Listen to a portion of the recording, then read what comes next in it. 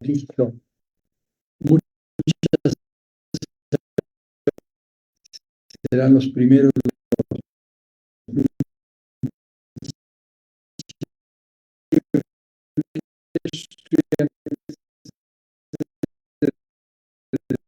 ejercicio. Es tener en cuenta cuál era una de las intenciones de campaña del anterior presidente de la República, que era revocación de mandato, por un lado, y la otra parte, la parte relativa a la posibilidad de enjuiciar a los expresidentes. El entonces candidato Andrés Manuel López Obrador hizo toda una campaña política en donde no había lugar que no decía que juzgaban a los expresidentes, a pesar de que deberíamos de tener una tradición que databa propiamente de la época colonial, con los llamados juicios de residencia. ¿Qué era lo que significaban los juicios de residencia? Pues con un enfoque distinto, aquellas personas que eran designados no gobernadores, sino virreyes, eran el segundo escaño después del mandato del rey de España y después de las reinas distintas que hubo, pues era una especie de encargado de la buena administración de las partes. La mayoría de nosotros no alcanzamos a entender lo que significa un juicio de residencia, que era el juicio que al término del ejercicio de un poder que era otorgado en nombre del rey, desde luego en nombre de Dios y en nombre del rey y del pueblo español, en este caso, los virreyes tenían la obligación de rendir cuentas. Si no se podían ir a su casa hasta que entregaran las cuentas de lo que había sido su administración, de las acusaciones públicas que había y de lo que podríamos nosotros considerar como una especie de juicio y una entrega-recepción de quien sale del poder para entregar el mando, es decir, la rendición de cuentas. Se hacía fuera del ámbito del ejercicio del poder, es decir, ya no tenía esa investidura que pues era la autoridad máxima, la que había en la Nueva España, el virrey, pero sí tenía que rendir cuentas y normalmente el nuevo virrey, cuando terminaba su encargo, era comisionado para reemplazar a alguien, lo primero que quería saber era el estado de cosas, cómo estaban las cuentas, cómo estaba la organización social y cómo se encontraba, en qué parte había prosperado o no la encomienda que le había sido otorgada por un monarca. Estos juicios de residencia pues son juicios de rendición de cuentas propiamente.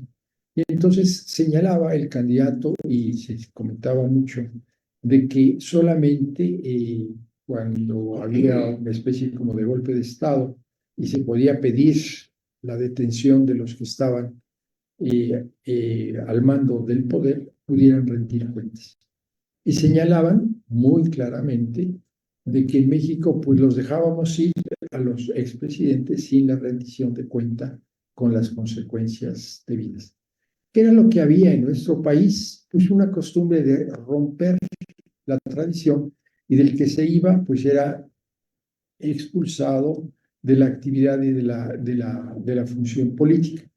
Hubo algunos intentos por perpetuarse en el poder, como lo supimos en el caso del general Álvaro Obregón, en donde después de un periodo quiere regresar al poder, eso ya después de la revolución, y entonces pues terminan permitiendo, modificando la constitución para que regresara a gobernar, ganar la elección y después por un accidente aquí en Álvaro Obregón, en donde está el monumento a Álvaro Obregón en la bombilla, pues lo invitan a una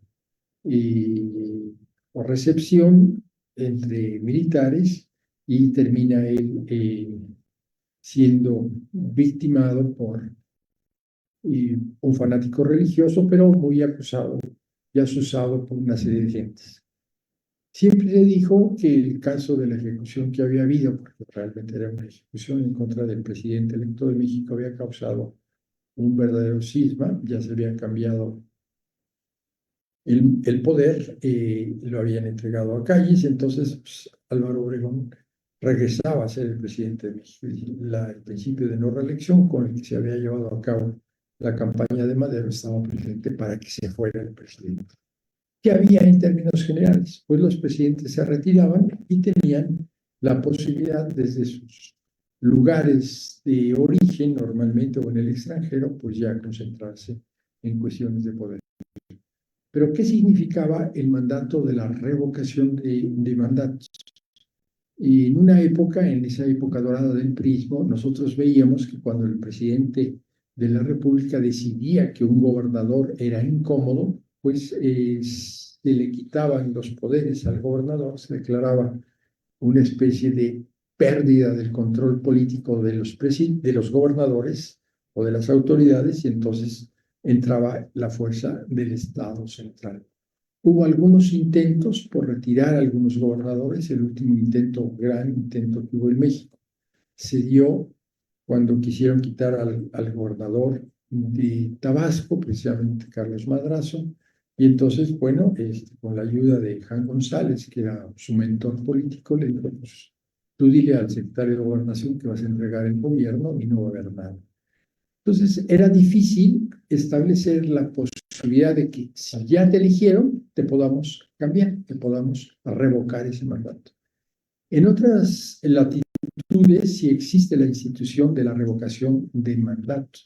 Y entonces, a través de una especie de elección a la mitad del término, así se estableció en el caso de la legislación mexicana, se le pudiera decir al presidente de la República en turno, no nos gusta la forma que estás manejando las cosas, vamos a revocarte esa potestad que te hemos entregado y tú ya no vas a ser el presidente. Muy buenos días tengan todos ustedes. Es un gran gusto que a nombre de la Facultad de Derecho de la Universidad Nacional, así como de los colegas que nos acompañan en esta ocasión, estemos reflexionando sobre este tema. El tema que vamos a abordar el día de hoy es la participación ciudadana como una parte esencial de nuestro Estado de Derecho. Es decir, tenemos un Estado de Derecho siempre y cuando la ciudadanía participe de una manera u otra. En la actualidad, los mecanismos de participación ciudadana se han convertido en una pieza clave, abriendo nuevas vías para que la sociedad se involucre de una manera directa en las decisiones que afectan su entorno. Pero, y siempre el pero como prácticamente todas las instituciones que hemos analizado en este seminario, se trata de un arma de doble filo, la participación ciudadana. Y desde luego las bondades vienen aparejadas por la aceptación de los propios riesgos y de los propios méritos y retos que representan eso. El concepto que hoy analizamos es el de Estado participativo, pero también el concepto de una democracia participativa que ha cobrado una especial relevancia en el contexto del Estado constitucional de derecho, es decir, el Estado constitucional moderno. En la actualidad no basta con la afirmación de la soberanía que reside en el pueblo como una especie de fórmula teórica o quizás también como un ritual vacío de nuestro sistema de gobierno. El Estado democrático se define por la implementación efectiva de todos aquellos mecanismos que permiten la participación ciudadana en la toma de decisiones. Recordemos las definiciones que nos da Aristóteles de democracia, en donde participa el pueblo y el pueblo decide. Y un eslogan repetido hasta el cansancio en la pasada administración era de que el pueblo es el que manda y el pueblo es el que decide qué quiere y qué no quiere. Esta participación no se limita a la representación indirecta a través del sufragio, es decir, a través de funcionarios electos, sino que también abarca procedimientos directos de toma de decisiones. En nuestra Constitución esto se ha alcanzado a través de la figura, una figura novedosa, que se llama consulta popular. Es decir, levanten la mano los que estén de acuerdo y el pueblo ha decidido tal o cual cosa. Esta consulta popular que ofrece un canal para que todos los ciudadanos pudieran influir en los temas, en las decisiones del interés colectivo, es algo novedoso para países como el nuestro, en donde casi nunca se le consultaba al pueblo qué era lo que quería, sino se le daba lo que pensaba el gobernante que el pueblo era lo que quería. Sin embargo, el ejercicio de estos mecanismos plantean desafíos importantes. esencialmente cuando los temas en cuestión pueden tocar aspectos fundamentales de los derechos humanos, pero también cambiar la estructura institucional de nuestra sociedad. La incorporación de esta figura en nuestro texto constitucional no es un caso aislado de los últimos tiempos, sino que representa una iteración más de una tendencia que se ha generalizado a lo largo de la vida de las democracias modernas en los últimos años y que ha tenido un éxito extraordinario y un crecimiento formidable en América Latina, en donde muchos estados han incorporado disposiciones semejantes en sus textos legales y desde luego en sus textos constitucionales.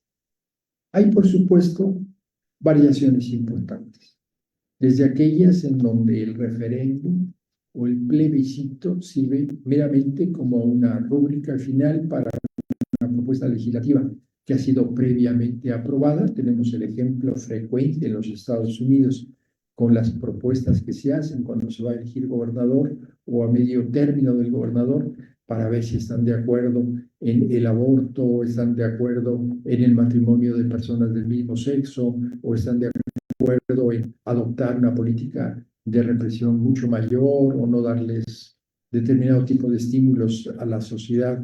Por ejemplo, el aportar recursos para que recursos públicos vayan a escuelas privadas en donde el aspecto de las escuelas privadas que prevalecen son escuelas de carácter religioso.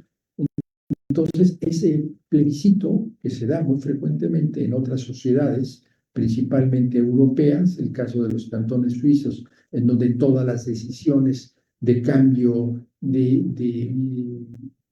paradigma urbano, de autorización para construcción, de autorización para un camino, una escuela en un lugar determinado, es sometida a la aprobación de la comunidad que se va a ver beneficiada o perjudicada con su establecimiento. Entonces, el referéndum o el plebiscito sirve meramente como la rúbrica final para una propuesta legislativa que ha sido previamente aprobada por el Poder Legislativo, aunque en ocasiones también es una herramienta muy eficaz, extraordinariamente eficaz para superar el escollo de una legislatura en donde el gobierno en turno no cuenta con una mayoría y es necesaria esa mayoría para la modificación legislativa, hasta aquellas en donde se ha implementado modificaciones de carácter constitucional sustanciales a través de estos procedimientos que son procedimientos de democracia directa. La consulta popular. La consulta popular contemplada por nuestra Constitución se encuentra probablemente más cerca del primero de los extremos.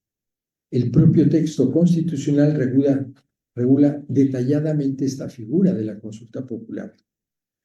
De acuerdo con el artículo 35 de la versión octava de nuestra Constitución, el presidente de la República, una tercera parte del Congreso o el 2% del electorado puede convocar a una consulta popular, pero con ciertas limitaciones. Es decir, las limitaciones que establece en la Constitución, el artículo 35, fracción octava, señala hasta dónde podemos someter a una consulta popular alguna determinación de nuestra forma de gobierno. No todos los temas son susceptibles de someterse a la consulta, ya que la protección de derechos humanos, los principios constitucionales, la permanencia o no de los servidores públicos e incluso la seguridad nacional y otros aspectos críticos han quedado exprofesamente excluidos de la posibilidad de un escrutinio popular. Este enfoque busca proteger los valores fundamentales, desde luego, de nuestra Carta Magna, es decir, de la Constitución, sustraerlos a un debate público que, lejos de resultar ilustrativo, pudiera generar consensos y puede tener aspectos disruptivos, pero sobre todo aspectos polarizantes de la sociedad. Es un hecho que la consulta popular representa un mecanismo importantísimo de democracia directa, permitiendo que los ciudadanos se pronuncien sobre temas trascendentes de nivel nacional o de nivel regional. No obstante, Su implementación ha generado debates tanto sobre la efectividad como sobre su viabilidad constitucional. Un ejemplo reciente fue la consulta realizada en México en el año de 2021. Consulta que no alcanzó el umbral de participación necesaria para poder ser vinculante. De acuerdo con la normatividad vigente, para que una consulta pudiera ser considerada como vinculante, es necesario que el 40% de los ciudadanos inscritos en la lista nominal de electores pudiera participar efectivamente en ese proceso. El 40%. El 40% puso en duda la capacidad de electores para participar en el proceso, pero también puso en duda la capacidad real para influir en la política pública bajo el actual marco normativo. Este caso nos demuestra la necesidad de fortalecer el vínculo entre la ciudadanía y los procesos democráticos, a fin de garantizar que los mecanismos participativos no solamente sean un ritual vacío o una formalidad, sino que se conviertan en una herramienta eficaz para la toma de posiciones en cosas y en temas que nos afectan a la vida cotidiana. Así como señalamos al comienzo del proceso democrático del Estado constitucional de derecho, radica en el reconocimiento de que la soberanía radica esencialmente en el pueblo, y si bien se expresa e instrumenta a través de sus representantes electos, el elemento participativo implica una dimensión adicional dentro de este componente. Así, no se trata pues solamente de que la ciudadanía cuente con voz, de que la ciudadanía cuente con un voto en el procedimiento, sino también de la forma en que se instrumentan los distintos mecanismos de participación. Este tema, es el punto central de la revisión de Constitucionalidad 1 del 2020. Este punto de revisión de la Constitucionalidad 1 del 2020 deriva de la solicitud que presentó el presidente de la República para llevar a cabo una consulta popular relativa al esclarecimiento de los posibles hechos delictivos ocurridos durante los sexenios pasados, es decir, durante los sexenios de la época llamada neoliberal. El contexto es, desde una perspectiva histórica sumamente interesante para los historiadores, pero también para nosotros, uno de los puntos centrales de la campaña para las elecciones presidenciales del 2018 fue la promesa de investigar y en su caso de sancionar lo que era percibido por un sector considerable de la población como actos inadmisibles de corrupción en todas las administraciones pasadas. Es decir, en 2018, el candidato de Morena propuso llamar a cuentas a los expresidentes. Durante el proceso electoral, un proceso electoral atípico, se hizo alusión específica a varios funcionarios de aquellas administraciones, pero en especial de los expresidentes anteriores.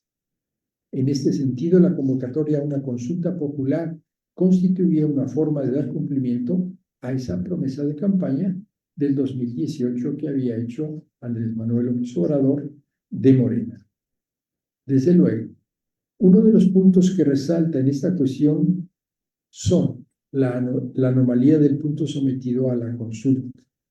No se trataba, por ejemplo, de la promulgación de una reforma en materia penal que permitiera sancionar a estas personas.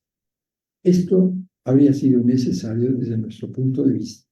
Finalmente, el gobierno en turno contaba con las mayorías adecuadas en el Congreso para aprobar cualquier cambio de dicha normatividad. Y fútil, pues cualquier norma emitida en aquel momento no sería susceptible de una aplicación retroactiva a estos actores durante las campañas políticas. Entonces, en síntesis, la consulta pretendía simplemente determinar si era dable o no era dable el proceder penalmente contra esas personas, bajo el marco normativo preexistente en materia penal. No se proponía un cambio sustancial a la normatividad, es decir, a la legislación, ni tampoco se proponían modificaciones a las instituciones, ni nada de lo que habitualmente tendría que haber llevado esas iniciativas. Bajo una perspectiva eminentemente jurídica, se trataba, a final de cuentas, de un ejercicio que nosotros considerábamos que resultaba redundante. Las fiscalías competentes para conocer de esos delitos no solamente ya contaban con las facultades para iniciar investigaciones, ya contaban con facultades para iniciar los procesos correspondientes, sino que también estaban obligadas por el mismo marco normativo a llevar a cabo esas investigaciones. En este contexto, esta dicotomía se vuelve interesante, suponiendo que la consulta hubiera alcanzado el umbral de participación necesario, lo cual, repetimos, no ocurrió. No ocurrió por lo que todo quedaría por el momento en una mera y simple especulación. Nos encontraríamos así frente a dos alternativas. Un voto a favor de proceder equivaldría, en términos generales, a ordenar a las autoridades ministeriales que llevaran a cabo las acciones que ya estaban obligados previamente a llevar a cabo. O bien, si había un voto en contra, implicaría ordenarles a las autoridades que no diesen cumplimiento a su función que constitucional y legalmente estaban obligadas a llevar por un mandato expreso de la ley. En otras palabras, las alternativas eran redundancia o contradicción, no había de más. Esta inconsistencia, por supuesto, no pasó desapercibida y la respuesta de la sociedad civil en términos generales no se hizo esperar. Además de resaltar una serie de problemas lógicos que acabo de señalar, numerosas organizaciones no gubernamentales reprobaban enérgicamente someter la justicia a una consulta y a un voto popular, como si los derechos de las víctimas, en particular el derecho a la verdad de la sociedad, fuese una cuestión susceptible de ser votada por la población en general. Así las cosas. El asunto llegó a la Suprema Corte, siguiendo los lineamientos del texto constitucional para su revisión. Con la siguiente redacción nos fue presentada la solicitud por parte del presidente de la República. ¿Está usted de acuerdo o no con que las autoridades competentes, con apego a las leyes y a los procedimientos aplicables, investiguen y en su caso sancionen la presunta comisión de delitos por parte de los expresidentes Carlos Salinas de Gortari, Ernesto Zedillo Ponce de León, Vicente Fox Quesada, Felipe Calderón Hinojosa y Enrique Peña Nieto antes, durante y después de sus respectivas gestiones? En su estudio, la sentencia partió del análisis del texto constitucional que establece quiénes están legitimados para iniciar la consulta, así como los temas que quedaban excluidos de la misma. Así, la labor de la Suprema Corte en estos casos era y es la de verificar que la materia de la consulta fuera constitucional y que la pregunta fuera clara y objetiva y legal. En este caso, la Corte determinó que la consulta propuesta por el presidente de la República era inconstitucional. Y era inconstitucional porque implicaba una restricción de los derechos humanos y sobre todo afectaba las garantías de protección, desnaturalizando el propósito mismo de la consulta. La consulta popular. La consulta popular no puede tener por objeto la restricción de los derechos de las personas, lo que implicaría necesariamente que tampoco puede consultarse si las autoridades pueden o si las autoridades deben de proteger los derechos humanos, pues esa es una obligación de carácter constitucional. En el presente caso, el objeto de la consulta popular era determinar si debían o no investigarse, si debían o no perseguirse los hechos presuntivamente delictivos cometidos por los gobernantes mencionados en la solicitud que había formulado el presidente de la República. No obstante, la Corte concluyó que tal consulta no era, no puede ser viable en un Estado democrático de derecho. Esto se debe a que la investigación y la eventual sanción penal o administrativa de expresidentes corresponde única y exclusivamente a las autoridades del Estado mexicano, las cuales están obligadas a denunciar y a investigar cualquier acto delictivo sin que la opinión pública pudiera influir en el cumplimiento de esa obligación que mandata claramente la Constitución y las leyes correspondientes. La consulta popular, al ser vinculante por su definición constitucional, podría tener consecuencias muy graves. Si la voluntad popular se manifiesta en contra de investigación y sanción de los delitos señalados, esto podría llevar a que las autoridades competentes se pudieran o se debieran abstener de cumplir con sus deberes, incluso si surgieran nuevas pruebas de responsabilidad penal de los sujetos involucrados. Tal resultado sería contrario a los principios y derechos que protege la Constitución política de todos los ciudadanos de este país. Además, el objeto de la consulta podría vulnerar la presunción de inocencia de las personas sujetas al escrutinio público, lo cual es inconstitucional al atentar contra el derecho del debido proceso penal.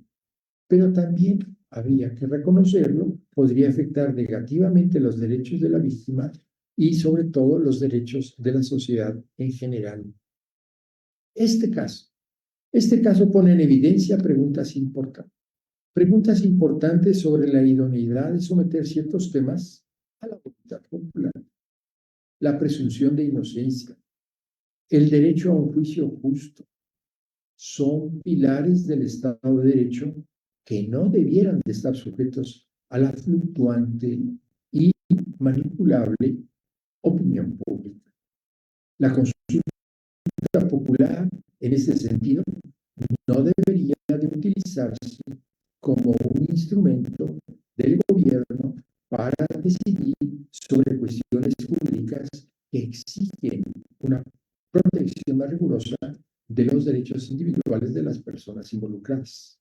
El riesgo de comprometer estos derechos fundamentales es alto cuando se permite que la mayoría decida sobre cuestiones de naturaleza penal.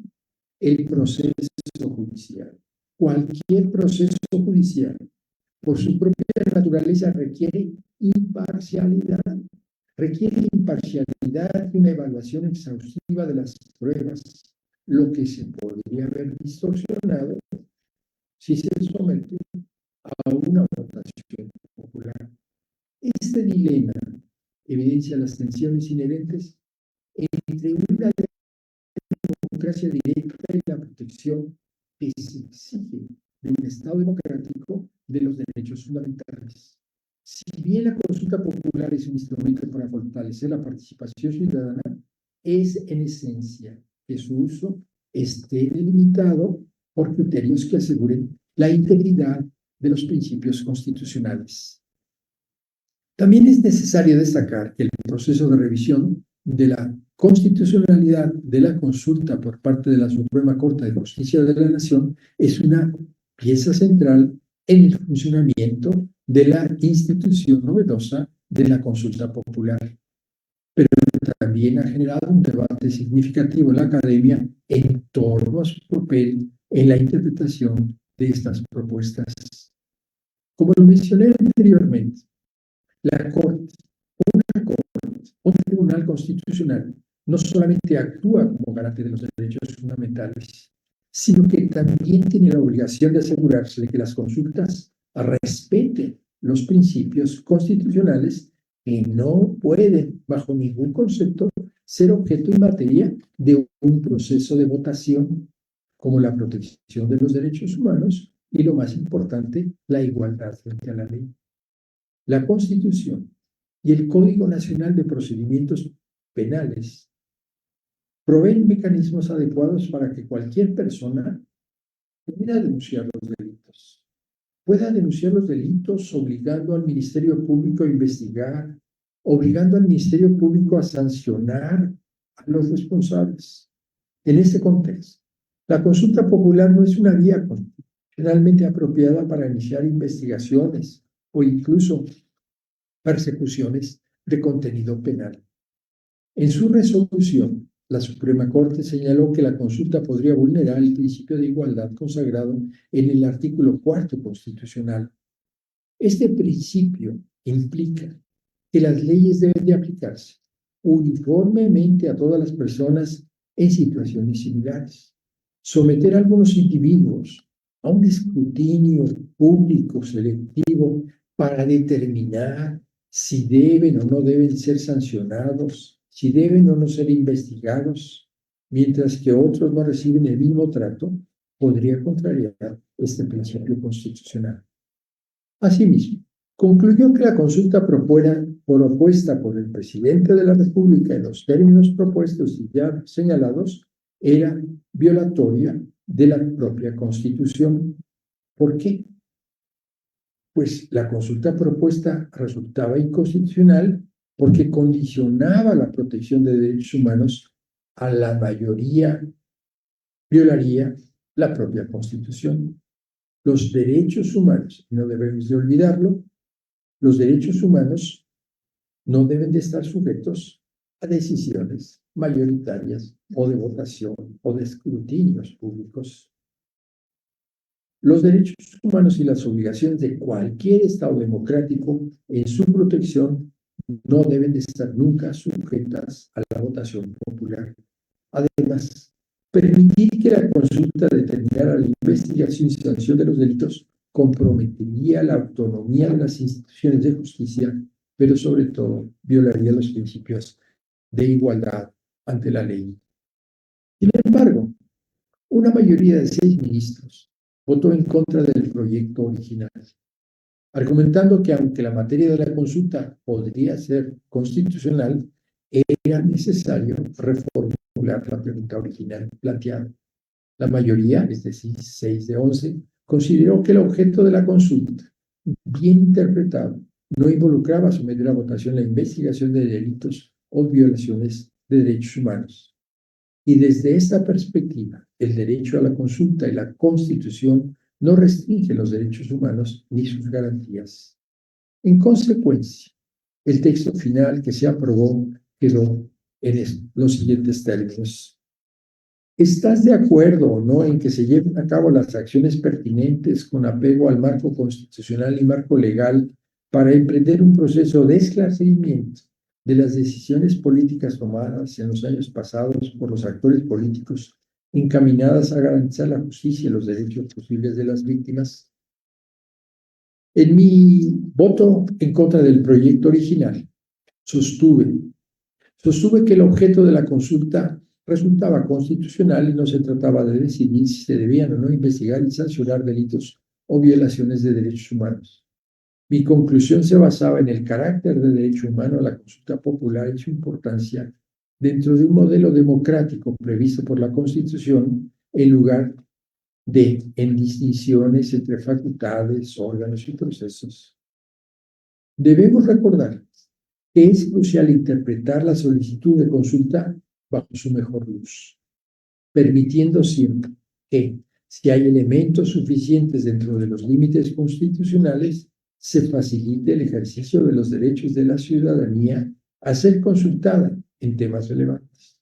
La Suprema Corte de Justicia de la Nación también tiene obligaciones, como la de garantizar que el derecho a participar en consultas populares se ejerza en condiciones democráticas y conforme a lo que establece el artículo 35, fracción octava de nuestra Carta Magna.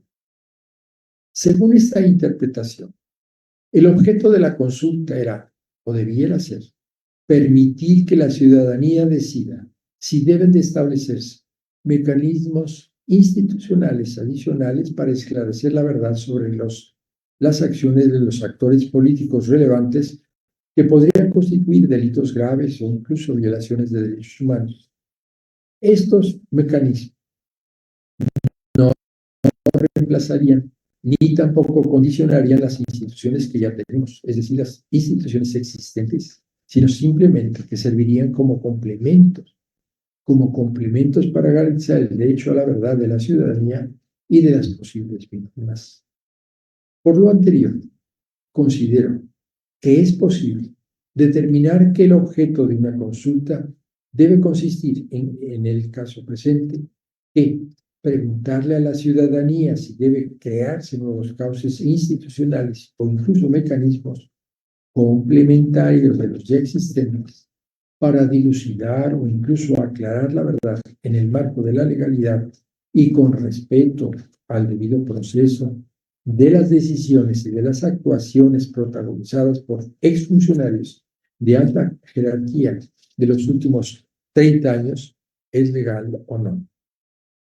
Esta materia no es inconstitucional, no constituye una restricción de los derechos humanos o de sus garantías, sino simplemente el establecimiento de nuevas garantías para la protección de todos. Muchas gracias.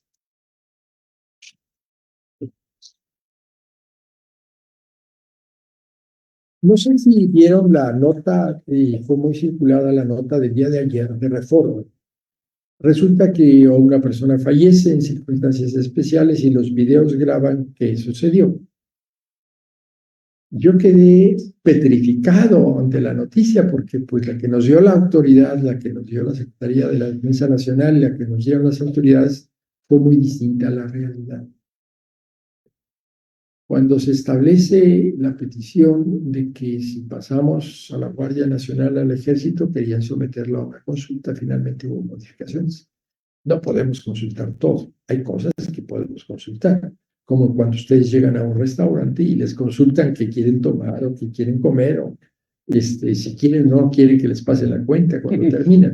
Nadie la quisiera recibir, pero bueno, está uno obligado a pagarla, a saldarla antes de irnos.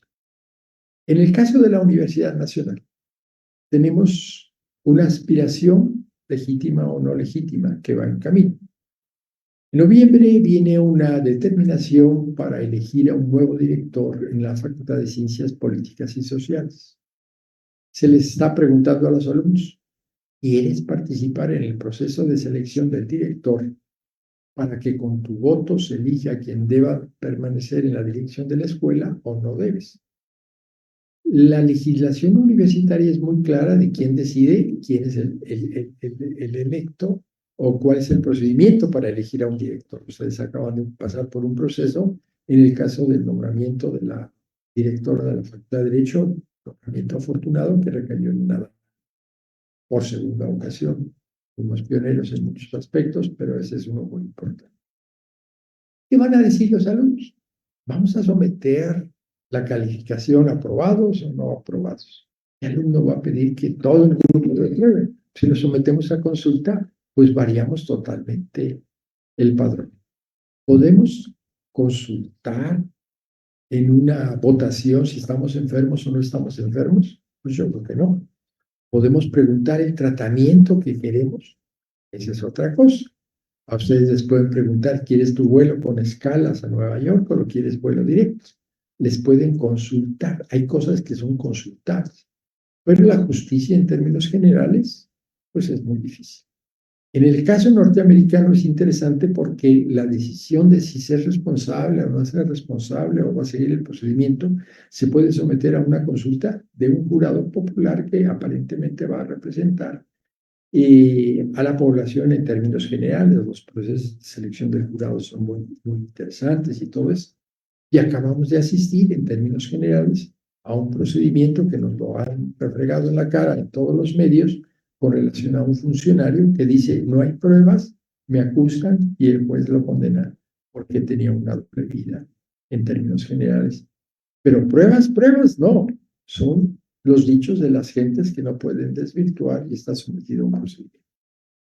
La justicia en términos generales, que el día de mañana se proponga en México el impartir justicia por jurado, pues no existe un jurado muy duro o muy blando, porque va a depender, lógicamente, de las circunstancias y de las emociones de la venta del juicio. El procedimiento que se está siguiendo en Francia, en el cual una mujer es sometida a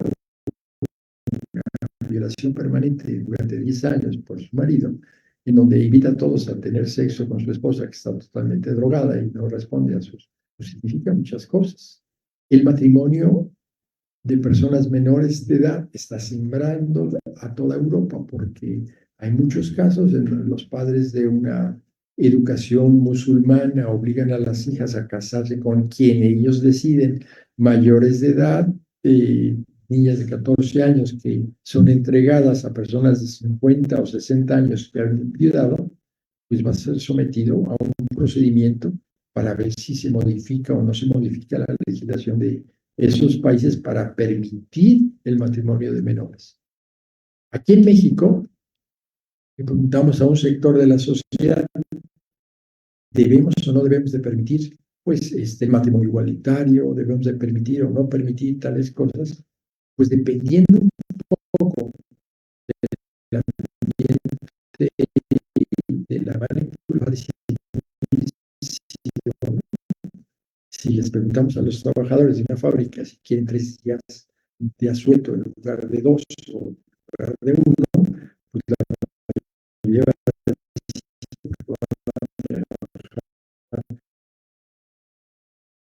vamos a preguntar, se los vamos a fijar. Es muy maleable. Y en este caso, como toda la campaña de sexenio que acaba de terminar se basó en que vamos a meter a la cárcel a los responsables, vamos a hacer eso. Entonces, cuando llega el presidente, propone estas modificaciones para la consulta popular para someter a procedimiento a 30 años antes que a ver si había o no había habido responsabilidad. Como no se aprobó la pregunta, que no era una pregunta, sino era una serie de preguntas, como la quería el presidente de la República en ese momento, pues la crítica se dejó venir. Pero era muy directa la que quería él, que Carlos Salinas de Gortari, que Vicente Fox, Felipe Calderón y todos los que habían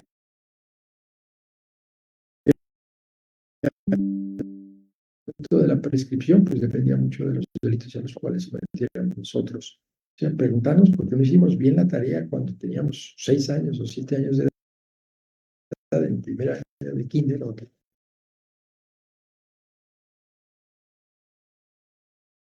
nos ocupemos de cosas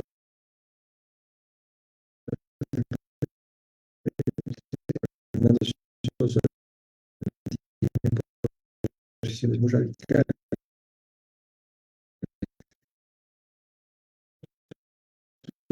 Y yo espero que ya le paso la palabra. Bueno, a mí me llama la atención el tema de la consulta popular y podríamos tener una visión más fresca. Nuestro sistema, como estaba funcionando antes bueno, todo el siglo pasado, era un sistema que estaba pensado en la representación popular, o el mecanismo para la construcción ideológica de nuestro orden jurídico. Es decir, depositábamos en la representación popular pues el mandato de la construcción del orden. Entonces, ha habido una queja, sobre todo cuando vivimos o seguimos viviendo, pues en la única parte que ya no tengo claro, un partido hegemónico que tenía el control y se afianzó en México un sistema jurídico tan duro que básicamente era un estado un partido de estado, en donde utilizando las argucias de la propia representación popular, pues había un control directo del pensamiento popular, fuera lo que es. Entonces, el 39, que es el discurso que se utiliza mucho para sostener la representación popular, es decir, este mandato que hoy por hoy es el artículo más conocido y pareciera que es el mandato que se utiliza de actualización, es el pueblo manda. Y pareciera que la única forma de mandar es por conducto del elector. El pueblo solo se traduce del elector. Y este tema creo que llevó, y lo voy a decir con mucho respeto, a uno de los peores conceptos que se ha creado en la doctrina mexicana. El constituyente permanente. O sea, es una argucia literaria, y no lo voy a decir yo, no tengo esa capacidad para decir lo que está mal el concepto. El constituyente permanente lo formula Tena Ramírez siendo ministro y afortunadamente profesor de la Libre, no quiero decir nada con eso, solo queda claro, como una forma de justificar una situación intermedia que la doctrina constitucional no conocía.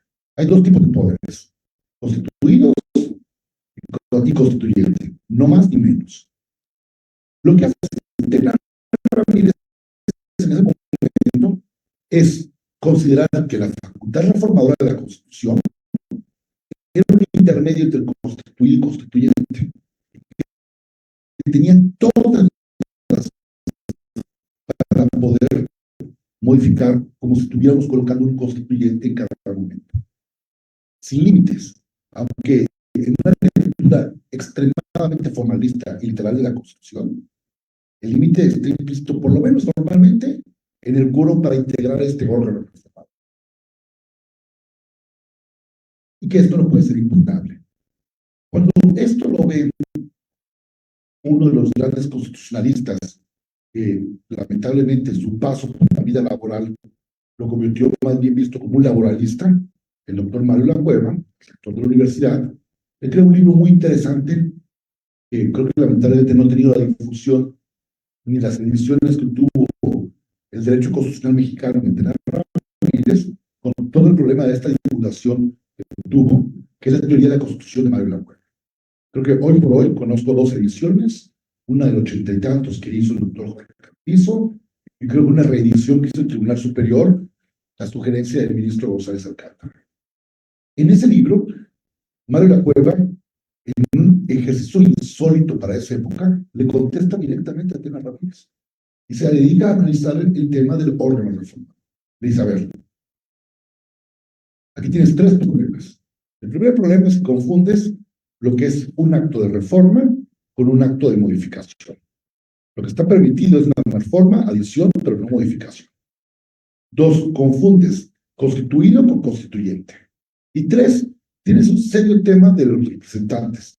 Tan es así, dice, que no se quería dar esa facultad tan poderosa, que usted sabrá que muchas instituciones de la Constitución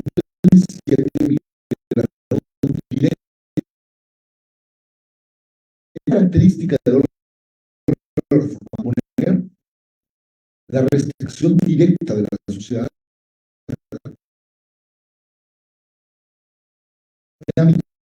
constitucional, se expresaba únicamente en mejoras de reforma, una visión tan grande. Entonces, gran parte de la justificación de Tena Ramírez es como el pueblo que él es,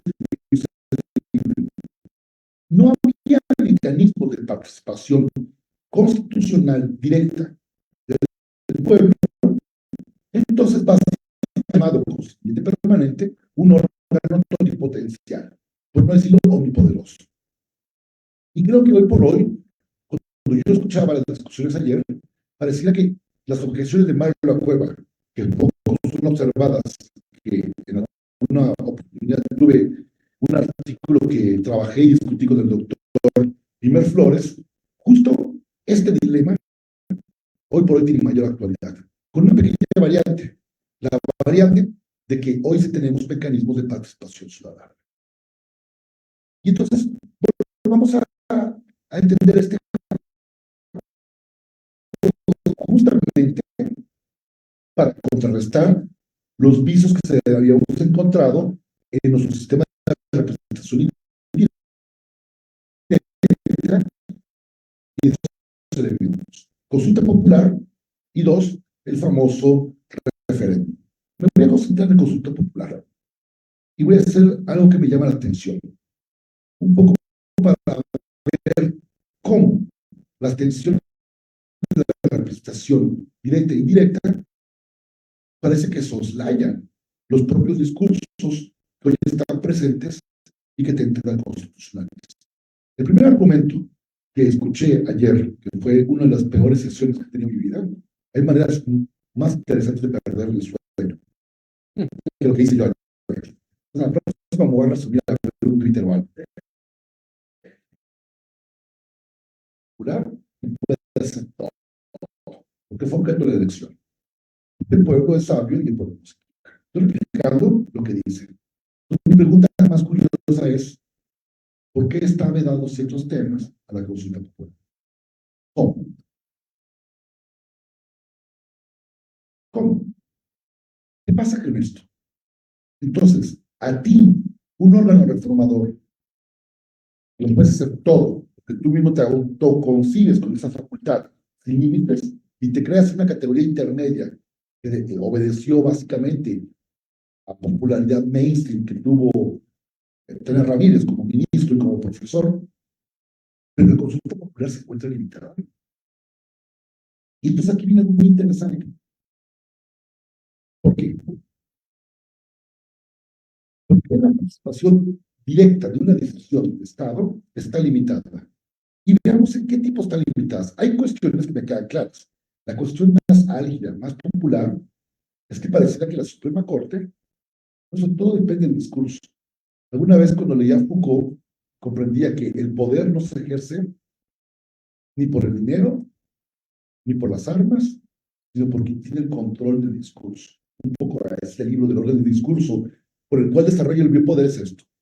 El argumento contra la Corte fue lo siguiente: la Corte no permite que el pueblo decida si sancionamos a los expresidentes. Pero son derechos humanos. Un derecho humano debe permitir, aún al peor canalla, tener la libertad de poder ser juzgado en tribunales imparciales, aún en la peor circunstancia. Eso es un elemento fundamental de la dignidad. Y entonces, la consulta, que también fue aumentada en el catálogo por el presidente López Obrador de qué es lo que estaba intocado, y usted va a detectar qué es, para decir que ahí el pueblo no es necesario. Entonces, veamos la lógica. Permite un poco ver esto, porque en el discurso la Corte no permitió juzgar. Y después del discurso la Corte colocó una pregunta inentendible. La realidad lo que hizo la Corte es que tomó el argumento que no estuviera vinculado con las prohibiciones y para flexibilizar un precedente, la posibilidad de potencializar las consultas, permitió la Corte que se llevara a cabo con el argumento del propio presidente.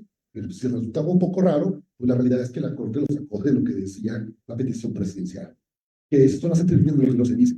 Esta pregunta rara, confusa, llevada a cabo, pues fue lo único que no tocaba con las prohibiciones constitucionales.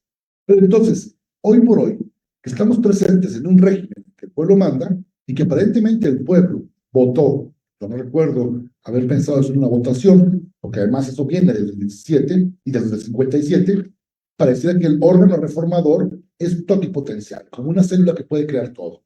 Pero la participación directa del pueblo pareciera que se convierte en un órgano limitado, con facultades no decisorias. Y aquí viene lo interesante. ¿Qué es lo que no puede ser objeto de consulta popular? ¿Qué es lo que está sustraído hoy por hoy de lo que se puede someter o no a votación en nuestro orden jurídico?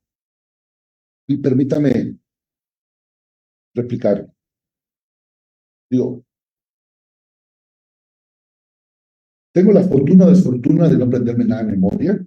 Hoy por hoy creo que es una fortuna porque en una semana cambió la Constitución tantas veces que tendría conocimiento inútil. ¿Qué les digo? O sea, eso es un poco lo que, miren, ¿qué es lo que está sustraído conforme a la Constitución para la consulta popular? Vamos a los derechos de la ciudadanía y está en la fracción 8, inciso C, punto tercero. ¿Volvieron o voy mal? Dice, no podrá ser objeto de consulta popular la restricción de los derechos humanos. Eso tiene una razón muy sencilla. Los derechos humanos, por su naturaleza, son contra minoritarios. Pero también obedece a una razón histórica. Muchas cosas de reconocimientos humanos pueden ser en un contrasentido popular.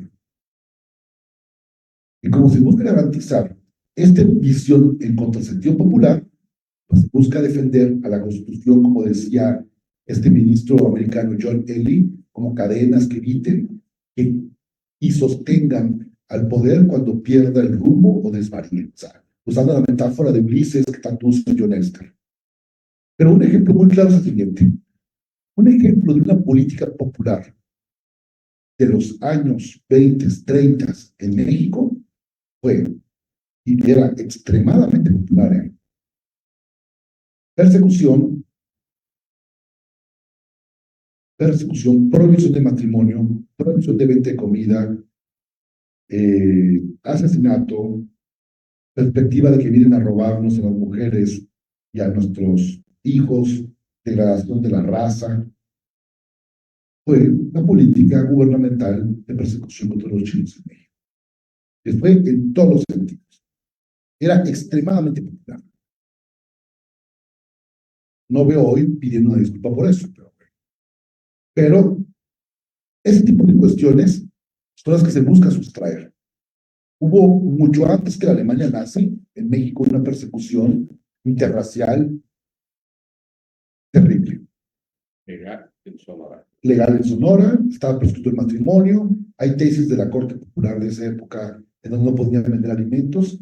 Irónicamente, uno de los grandes impulsores fue Álvaro Obregón, y la gran ironía de esto, ironía triste, es que la calle Álvaro Obregón de la Roma era básicamente conocida por los cafés de chinos.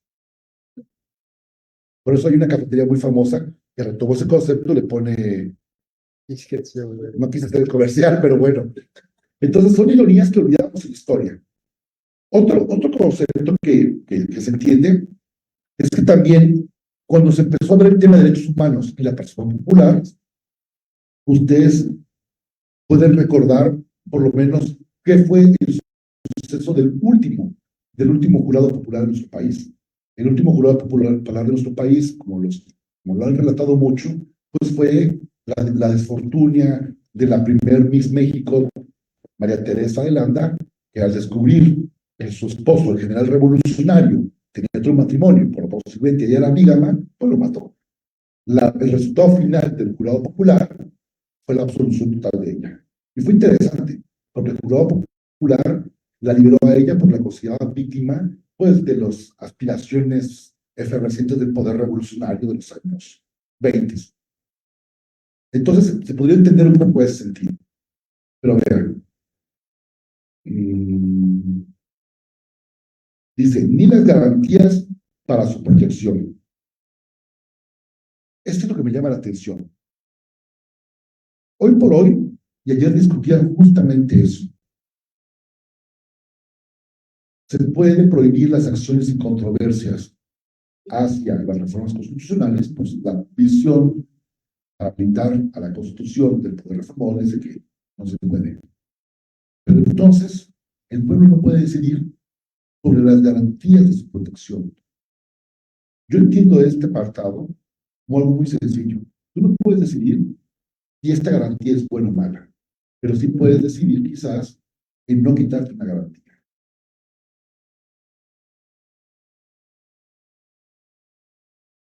Y hoy por hoy es interesante cómo tú excluyas de la consulta popular temas como, que a mí me llamaría más la atención, como la obra de infraestructura de ejecución, la seguridad nacional y organización, funcionamiento y disciplina de la Fuerza Armada y la permanencia o continuidad en el cargo de los servidores públicos de elección popular. Básicamente, el poder reformador hoy por hoy podría, como está, ojo, cambiar la Constitución y eliminar a todos los plurinominales, concluyéndose el cargo al día siguiente. Con una garantía constitucional, básicamente es que nadie que sea electo por vocación popular va a ser removido sin causa del poder. Hoy lo pueden hacer. Y entonces la pregunta que yo haría es, un poco para la sugerencia del ministro González Alcántara. En ese libro, la la Cueva, una reforma constitucional que no está vinculada directamente con la parte sustantiva de derechos humanos, sino con sus garantías, pero ojo, con la restricción de sus garantías, no con las garantías existentes. ¿A qué se refiere este párrafo? Y creo que esta es la parte que esta sentencia de la Corte no se vio en su exacta dimensión. Bueno, la Corte decidió hacer arqueología, muy criticada en su momento, de tratar de buscar en el contenido de la petición, aunque concluyera una pregunta absurda. Pues, ¿qué hacemos, no? No podíamos tampoco cambiar la petición a máxima, era buscar un precedente que sí flexibilizara totalmente la consulta popular. Y hoy por hoy que nos preguntábamos, cuando hablamos del mecanismo de representación indirecta que ha sido criticado en nuestro sistema jurídico, es el que consagra los límites y alcances de un órgano reformador conformado netamente por representación indirecta. La representación más directa, que es la consulta popular, no tiene plazos de petición ni de sesión. Nos pareciera que la ironía es esto, pareciera que para ellos el pueblo no está pensando lo que quiere. Gracias.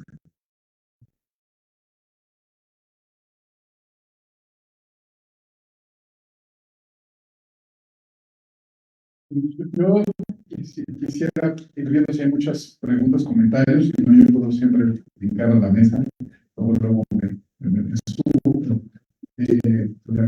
brinco de la mesa. Digamos, a mí me encanta mucho ese pasaje que hacía referencia a Fernando de Tena Ramírez y Mario de la Cueva. Hemos tenido la oportunidad de discutirlos varias veces. Y yo concretamente, de verdad, por aquí lo tengo, siempre tengo esa pregunta por aquí a la mano. No me trato de encontrarlo. No nos pusimos de acuerdo en la promoción, además es gratis. Pero, digamos, sí, el tema de cuánto daño nos hizo esa mutación constitucional, ¿no? Pienso que también otra que comentamos el otro día era la de el debido monopolio a favor de la amparo y a favor del Poder Judicial Federal. Entonces, esas dos mutaciones, porque digamos, esa constitucional, yo creo que hablaba de un poder reformador, un órgano revisor, y déjenme decir, si busco el yo lo tenía abierto por ahí, entonces ahorita lo busco rápidamente. Pero a lo que quiero llegar es que en ese fraseo de Tena Ramírez, creo que sí cae en una contradicción lógica muy profunda. Entonces, déjenme aquí contestarlo. Pero bueno, entonces, ese es uno. Lo otro que me llama mucha atención es efectivamente lo de lo popular, lo de la consulta popular, lo de la participación política. Por supuesto que esta idea de la democracia como gobierno del pueblo, por el pueblo, para el pueblo, sobre todo pues, el de la referencia a la soberanía popular, y ahí quizás las tradiciones y hay o no hay límites a esa soberanía popular. Pero por el pueblo, que es esta parte de la participación, de que el pueblo puede participar de manera directa o indirecta. El tema que me parece fundamental es justo ese, ¿no? Que veamos qué elementos tienen que ser participación indirecta. Listo, requiere a los ministros de la Corte a través de los propuestas del presidente de la terna y luego del senador, ser una elección indirecta, ser la mejor fórmula. No sé, para elegir quizás a los 9 ministros o 11, quizás no sea tan difícil, pero a todos los jueces y magistrados me parece un despropósito. Entonces, ahí la parte esta de ese balance de por el pueblo, esa relación por el pueblo, pero hasta dónde, ¿no? En qué casos tendría que ser directa, en qué casos la participación tendría que ser de alguna forma más indirecta. El tema de la consulta es efectivamente, yo creo que la pregunta obligada se volvió ¿por qué en este caso sí le cambiaron la pregunta? ¿Y por qué en otros casos no le cambiaron la pregunta y las declararon inconstitucionales? Entonces, es ahí también lo que la Corte tiene que hacerse cargo a veces de cuándo ha sido inconsistente, ¿no? Entonces, ahí nos falló en que en una sí lo quiso hacer, pero no lo había dicho a los demás, y en ese entiendo que lo quiso hacer pues, por alguna forma, por congraciarse con el presidente, pero de todos modos quizás sale mal el tema. Y bueno, la revisión que tenemos que hacer a las consultas populares, sobre todo por los requisitos tan altos que se hacen prácticamente inviables. Y les recuerdo que todo comenzó con una consulta que ni siquiera siguió los términos legales, la de la nueva aeropuerto internacional de la Ciudad de México. Entonces, sí hay como muchos temitas que hubo digamos, yo no tengo en contra de la pasión del pueblo, no soy fan, he defendido las carreras independientes, la revocación del mandato, referéndums, consultas, todo eso, pero que se haga conforme a las reglas del juego y no otra vez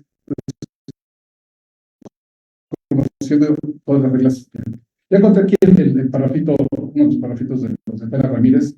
Cito: se dice que el poder reformador creado por el constituyente no puede igualar ni menos rebasar la soberanía de quien gozó el constituyente al dar la constitución. Porque la facultad de reformar es una facultad atribuida, una competencia auténtica y como tal limitada. De ese modo, las decisiones políticas fundamentales de la Constitución son asuntos propios del poder constituyente del pueblo, no pertenecen a las instancias autorizadas para reformar y revisar la Constitución. Dice Tena Ramírez. El error consiste en considerar como constituido al órgano revisor, cuyas funciones son en verdad de constituyente. De verdad que qué manera de dar maromas saldivarescas desde aquel entonces. Es de la Biblia. Y bueno, ¿recuerdan el nombre? Verónica Cervera. Verónica Cervera. Déjame decir la vuelta.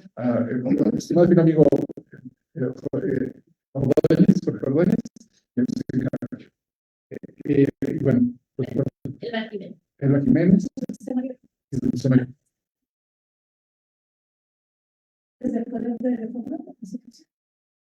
Yo tengo, esos son de mis citas, de mis textos, de donde yo lo uso, lo cito ahí, pero concretamente este principio de reforma constitucional del Poder Judicial mexicano es en el tema de Ramírez, es El derecho constitucional mexicano. sí, pero es que ese es bueno, aquí lo tengo.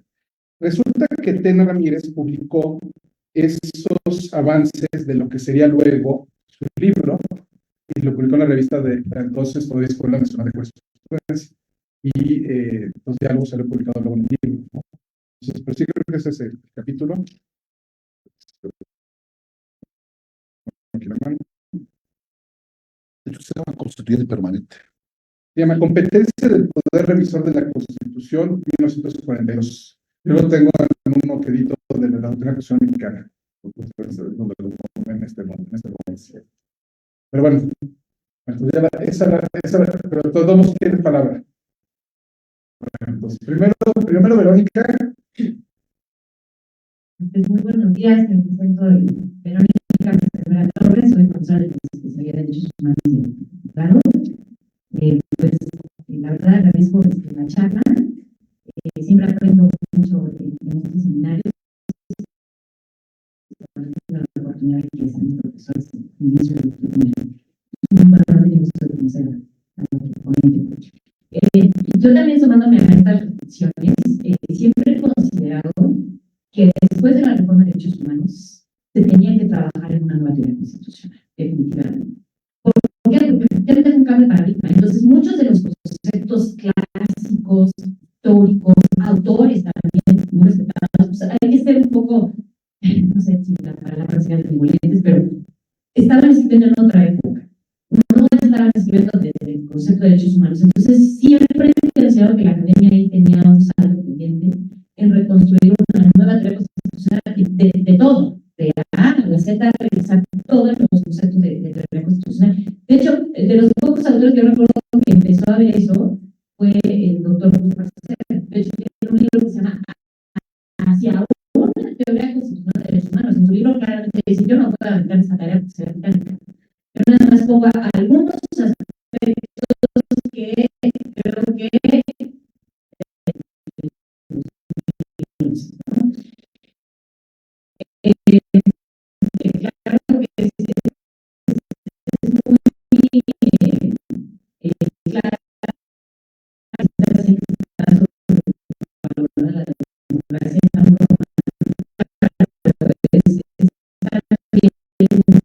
un concepto de más antaño que los derechos humanos, ¿no? Entonces también provoca mucho conflicto. Es decir, espérame, hay límites también a la democracia, hay límites a la consulta popular, son derechos humanos. Claro que eso se lo dices a las personas, ¿no? Porque sí es muy arraigado esta cuestión del poder que también las personas tienen al participar y al externar sus votos. Pero yo sí considero aquí, comparto que los derechos humanos sí tienen esta naturaleza contramayoritaria. Y también está el principio de progresividad, que no podemos dejarlo de lado. Y justamente todo lo que estamos viviendo, a mí, yo considero que tendría más conflictos si hubiera pasado antes de la reforma de derechos humanos. posibilita, digamos, decir un alto. Y también lo pongo a pensar en otra reflexión, así como ya se dijo que, bueno, con la consulta popular, un límite muy importante son los derechos humanos y garantías, también incluso, por ejemplo, para la cuestión indígena. O sea, ya la Constitución muy claramente dice que para los usos y costumbres indígenas, con todo lo fuerte que se escucha eso, también hay limitación de derechos humanos.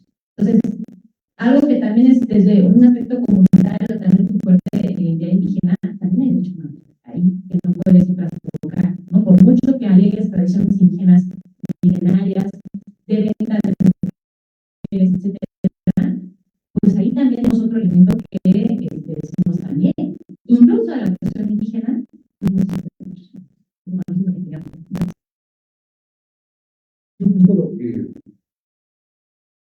Lo que nos preocupa es que el discurso de derechos humanos está limitado. El discurso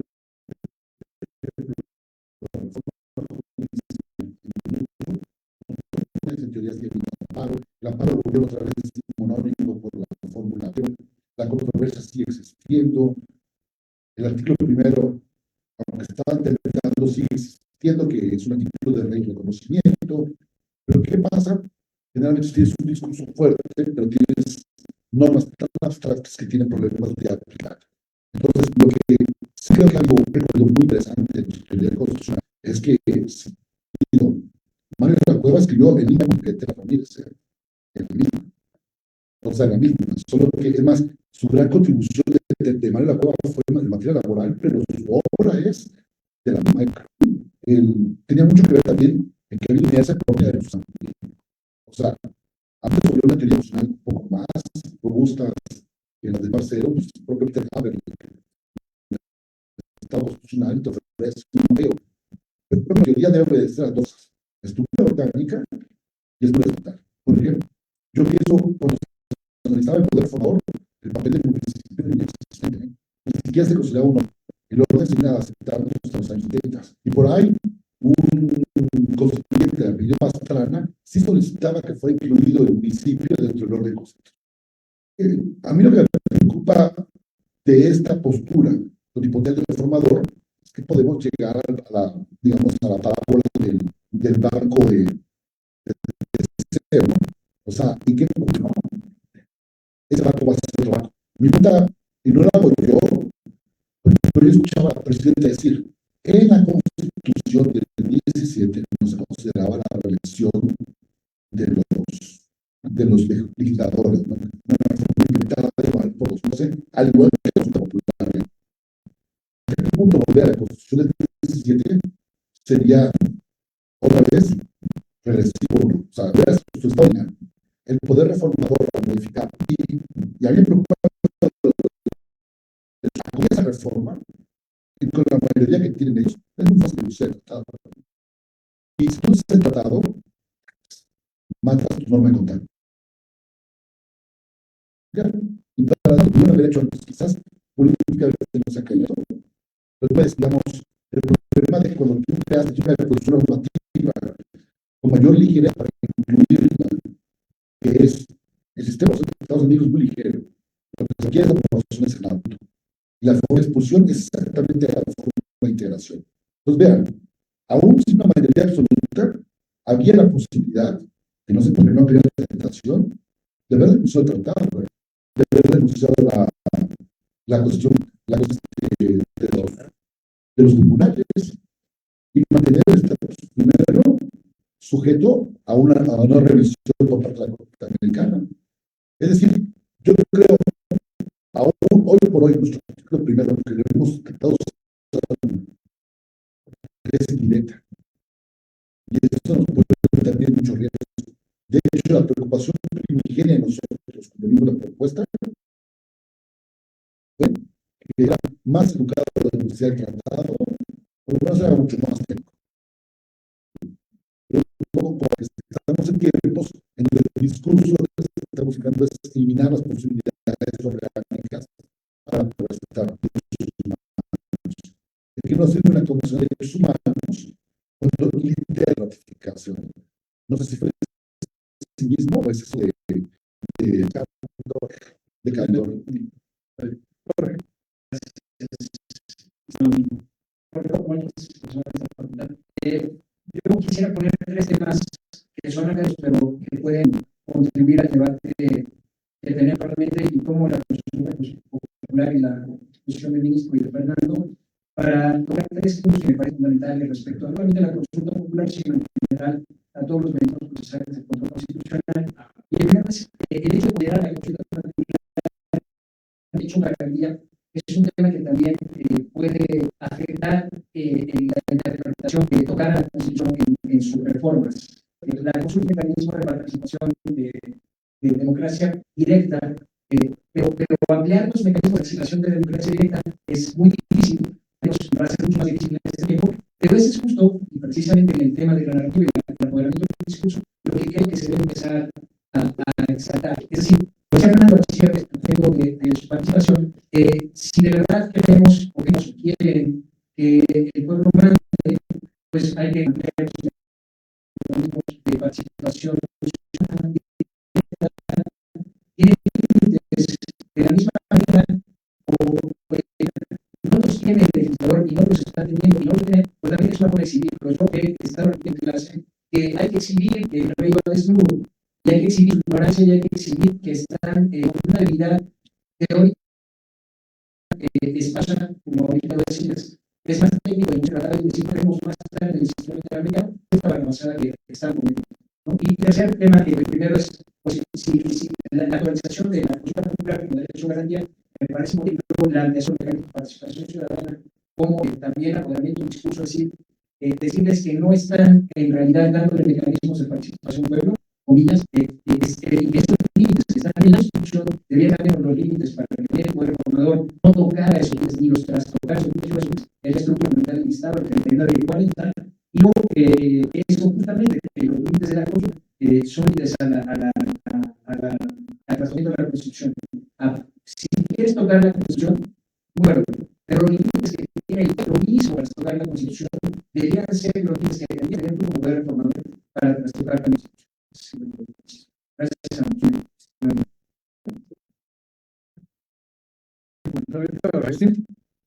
Me pasa el micrófono. Te llevo la voz. Para que quede en el trabajo perfecto. Gracias. Buen día. Yo soy profesor de Derecho Internacional, de área claro, y otras asignaturas. Lo primero que comentaría es lo primero que comentaría iniciaría con lo que señaló el ministro González Alcántara de este tipo de prácticas al margen de la actividad. En los institutos de la Universidad de la UNAM se tiene acostumbrado a hacer una especie de encuestas o votación sobre quién o quiénes son los indicados a las direcciones. En ciencias políticas se hizo tanto en maestros como en estudiantes. El resultado es no de elección de junta favorece a una dama. La prensa que fuera con otros. Pero sí hay una tendencia en la universidad que va a ir ya en un plazo que está avanzando y va a ser necesario incorporar al cuerpo normativo. Ese es un punto que está ahí. Pero el punto central es el que te señala hasta dónde puede interpretarse que el pueblo, en su mayoría, en una dualidad, es el pueblo, pero el pueblo no es el partido oficial con 36 millones del pueblo, de la primera referencia, siquiera del padrón de 28. La segunda, con ese pueblo hubo una sobrerepresentación, una representación que alcanza mayorías calificadas. En ese diseño de reforma constitucional, al tema electoral, le ampliaron su mandato 2 años. Me pareciera ahí ya por el actor político Santiago Pesado de la derecho, un sociocírculo. Y luego algo. Y sí es cierto, dice Fernando, de la paz, de la acción, de la controversia, pero me voy a referir al principio de protección de la minoría. Ahí está la acción, pero no van a alcanzar 33%. para poderla ejercitar, hasta lo que se ha visto. Bueno, entonces, eso es muy grave, porque un aspecto es poner el mecanismo, accionarlo, y ya que la Corte decida si tiene o no razón, pero el que no puedan accionar el mecanismo que está en la propia Constitución, pues se vuelve ocioso. Yo apuntaría eso, ¿no? O sea, ya lo otro ya lo he dicho, el tema de la restricción de expresiones generales, el último punto, la impugnación del segundo transitorio de que esta regla opera para el trámite. Mire, yo ingresé en 1972 al Tribunal Judicial a la Ciudad de México de oficial supernumerario. Me he desarrollado. Yo me acuerdo que todas las leyes decían los asuntos en trámite o en procedimiento se resolverán con la ley que dieron origen. Y aquí para adelante con la ley nueva. Esa era la regla, porque con la ley que se inició el asunto lo terminas. Y ahora resulta que la ley posterior, bueno, el transitorio posterior, colisiona con el 14º con el plan de legalidad. La cuestión puede ser retroactiva, podemos decir que sí, porque es la voluntad. ¿De acuerdo? Sí, pero afecta a mi derecho. Pues sí, es un tema que están apoderando de las instituciones, de la voluntad nuestra. Y en la mañana oí un comentarista con Carmen Aristegui que decía, bueno, esos son rasgos del sistema que se alojó en Europa, en la Italia fascista, en la Alemania, y yo lo concluiría para no más tiempo, los que en esa frase pues están conmigo o están contra mí. Y los que están contra mí son de esta. Y bueno, eso lo han dicho, ¿no? Entonces, es un concepto muy amplio. Sí, creo que hay una disminución que va poco a poco de los derechos. Para poner un caso concreto y no especulaciones, la Constitución de 1857 iniciaba con la propiedad privada. Decía que se podía expropiar previo pago. Pagan antes. La del 27, prácticas abusivas, lo que quiere cuestionar. Y habló del dominio directo y mediante. Mediante, ¿cuándo es mediante? La Constitución de la Ciudad de México, en la que participó, entre otros, creo que ilustre, alcance, pero varios personas. Habla de propiedad privada. Es un derecho que se gana. La regla es que la regla inferior o la norma inferior no puede restringirlo, pero sí puede ampliarlo, ¿no? Y modificar bajo el argumento de alineado. Sí, pareciéramos que estamos con el gobernador Calles cuando prohibió los divorcios raciales. Es muy preocupante, es muy preocupante. Miren, nosotros estamos con problemas de ustedes. Ya, muchas gracias. Reflexiones, pasamos a la contienda. Bueno,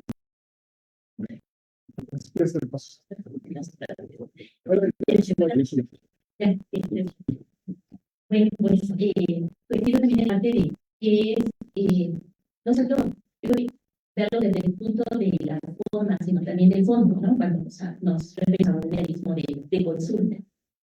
Es importante, y bueno, aquí también en este momento se plantea por su tema por tener de plantear o de llevar a cabo la pregunta donde había 2 o 3 personas al mismo tiempo, y pues había cosas que a lo mejor probablemente estamos de acuerdo y a lo mejor no decían no, ¿verdad? Y luego había cosas efectivamente que inicialmente podían ser inconstitucionales y otras constitucionales. Entonces, creo que eso también es muy importante en estos mecanismos, que es algo que nos está hablando, que es contemplarse. En ese sentido, entender también que el procedimiento, cuál es el desarrollo de consulta constitucional de ese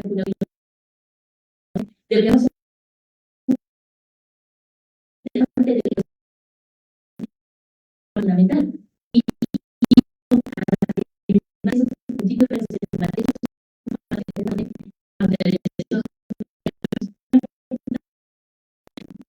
una consulta popular para dejar de ser un gobierno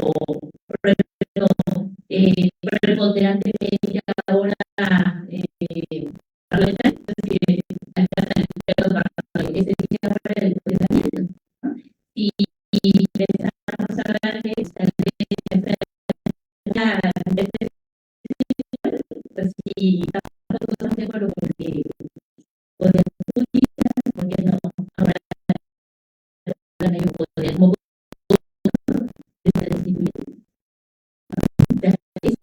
Mira, yo creo que la primera reflexión, por ejemplo, la descarbonización, la más seria, es la reflexión a la configuración. Los trazadas partes, la mayoría no. Ahora, si hacemos una por ejemplo, cuando el Ministerio le pide al Senado, la pregunta que yo me hago, ¿tiene facultades? No. Es lo que se puede decir.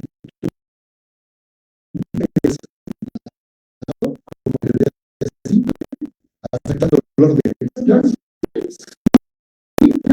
mayoría, sí, minoría.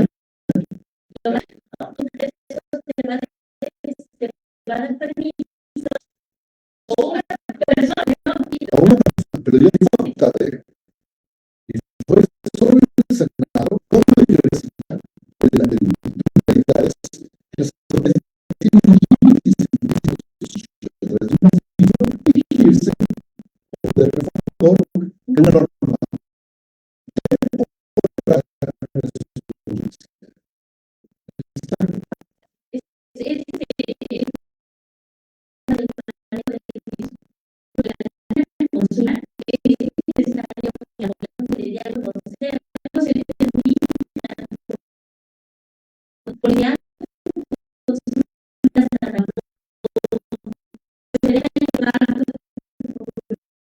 lo que era que sí tenemos que por eso vamos a la gente no sabe que realmente se está resolviendo. Y con independencia de que una regulación en sentido de que lo que está en la consulta popular nunca podríamos tener por restringir, de acotar, de limitar, de suspender de derechos fundamentales. Una consulta a una persona independencia del emprendedor de conseguimiento es el resultado de la consulta en contra de en contra de una resolución que pues podríamos llegar a concluir o deberíamos llegar a concluir siempre viendo que de legitima alguna lesión o legitima en el sentido de en contra de la restricción de la limitación o la privación de los derechos que no se pueden hablar en ese aspecto, tener una posición un tanto paternalista, para que realmente esté de acuerdo que no se un prejuicio para el objetivo de los derechos fundamentales que corresponden como dice, yo creo que podríamos, porque no encontrar sentido si a la parte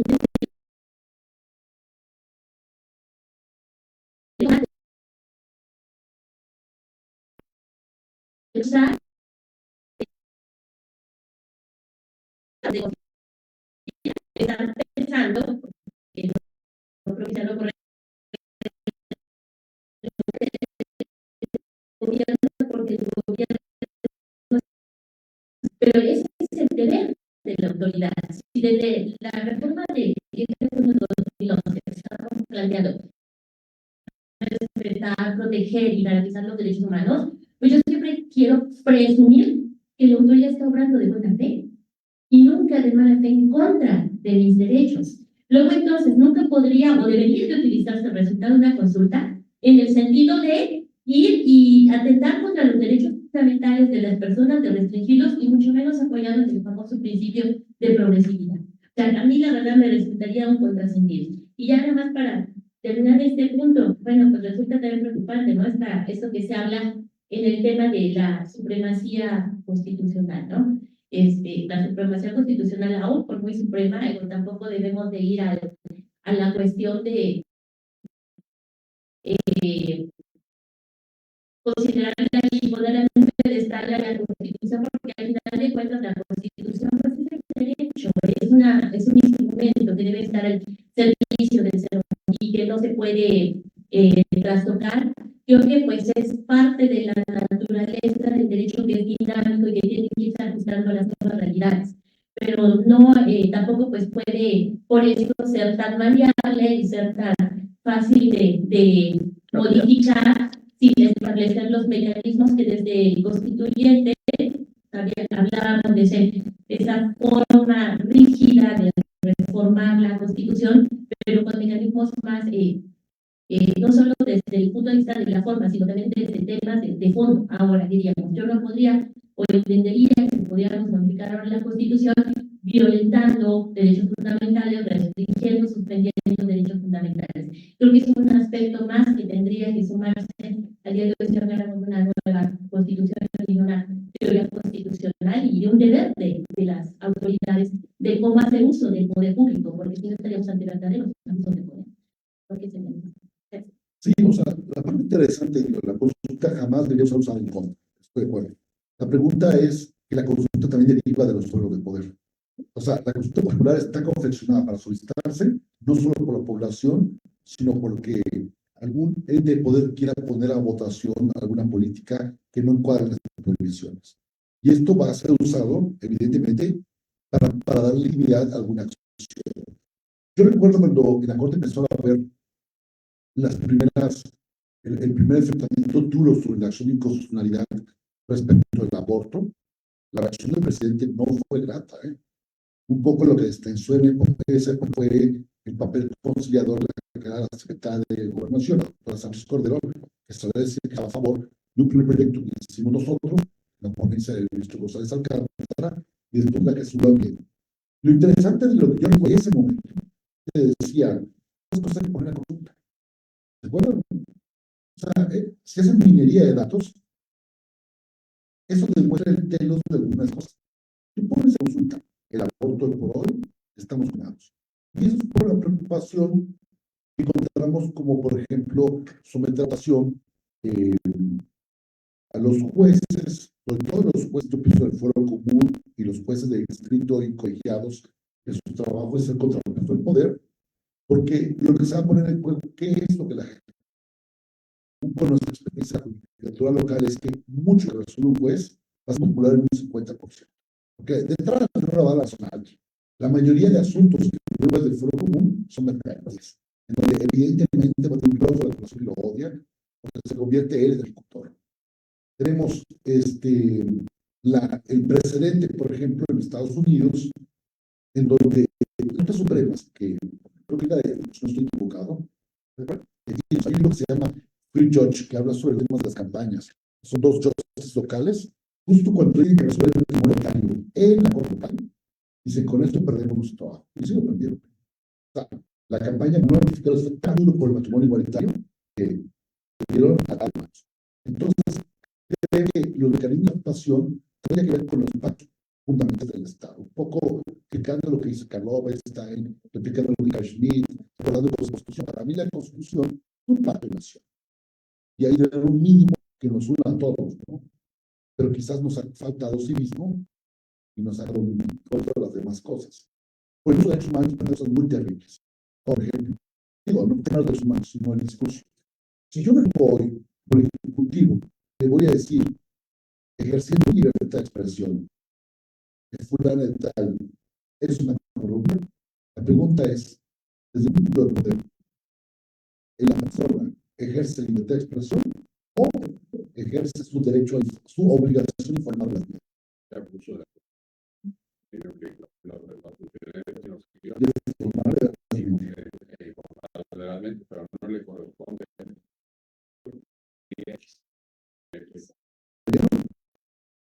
En mi libertad de expresión. Entonces también creo que nos falta empezar a ver cómo, incluso a veces de los discursos de derechos humanos se convierte como de unos en otros. Si me permites un Sí, segundo. claro.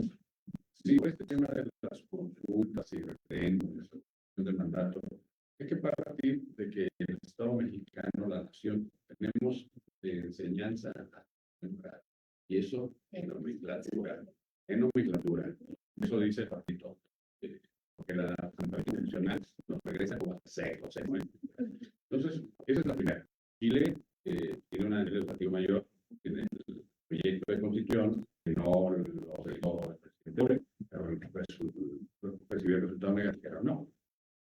Legol de la Cuarta a la Quinta República, que lo llevó a la Comisión de Expertos, recibió el 80% de apoyo. La Constitución se fue a la Asamblea Nacional, pero en México y en cualquier país, parte de estos ejercicios de consultas desde el poder, y el poder tiene mecanismos para accionar. El poder tiene un partido que gana a través de los mecanismos democráticos. La elección tiene dinero, entonces no podemos ver el tema de las consultas que solamente a la norma, sino tenemos que ver a la realidad. Cuando uno se enfrenta a una consulta con todo el aparato, ya sabe quién la va a ganar o quién la va a ganar. ¿Qué falta? Acá, Dulce. La primera.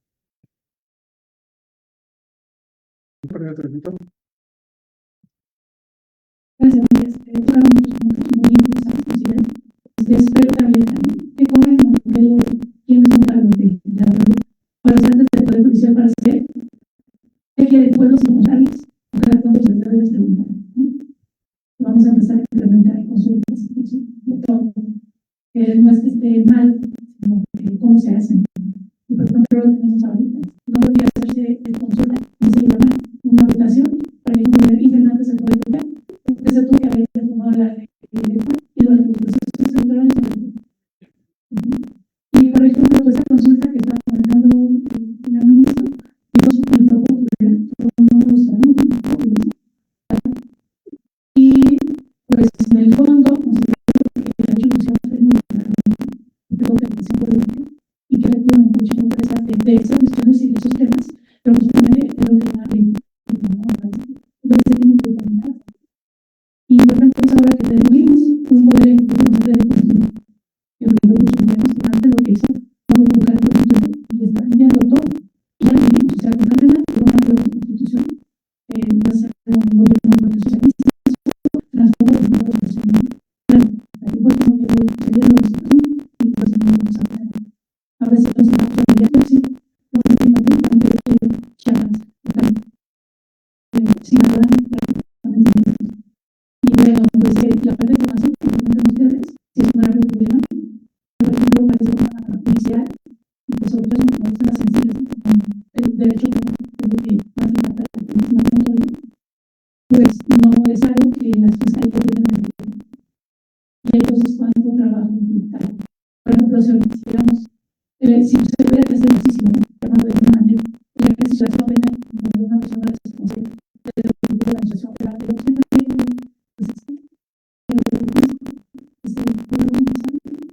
digo que yo todavía no considero que es no me entienda ni me pido ahí muy claro. Y bueno, y justamente que se deben de investigar esas acciones de esa administración, la necesidad de la ciencia de la doctora me llamó muchísimo la atención y yo creo que eso es lo que nos pasa por un derecho, tenemos una excesiva revolución y yo creo que lo más importante es que se ejercite y que se cumpla lo que tenemos. Y ahora sí que me pregunto, porque veo todas las personas, profesores, ministros, actores, que pues están desempeñando una serie de autores y que también nos toca informar a la población.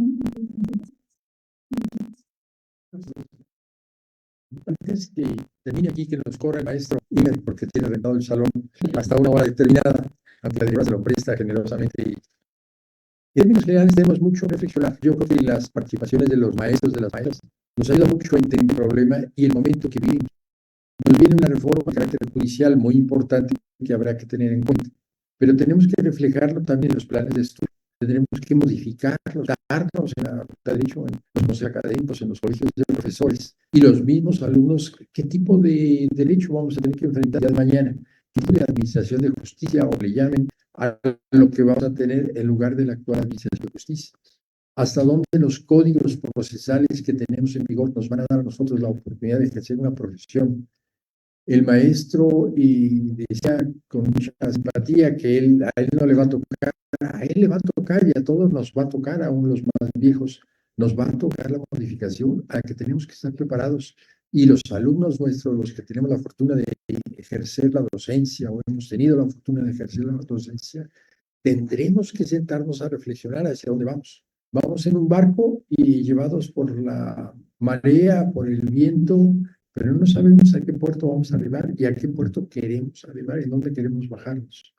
Entonces, esto es motivo de preocupación en los poderes judiciales federales, desde luego en los locales, pues deben de estar conscientes de que viene un cambio radical.